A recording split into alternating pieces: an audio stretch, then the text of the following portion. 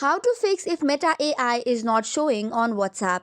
Hey guys, welcome back to the channel. If the Meta AI feature is not visible or accessible in WhatsApp, you can follow the steps to resolve the issue.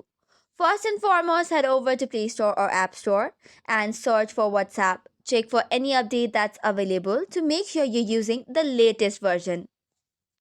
Second is you have to verify the availability of Meta AI on your region. Since Meta AI is not rolled out in all regions, check its official blog or announcement to confirm its feature.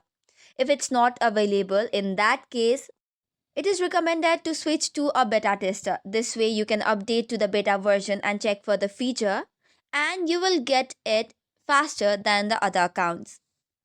This way also you can get the Meta AI. However, if it is available in your region and still not visible, in that case, activate the Meta AI from your WhatsApp. Additionally, you also have to head over to the app info of WhatsApp, go to storage and cache and clear the cache. Once that is done, reboot your device once and close all the background application. Now that you check for Meta AI, it should be available. However, if it is not, you will have to contact the WhatsApp support for the further assistance. That's all for today's video. For more such contents, do not forget to hit the like and subscribe button.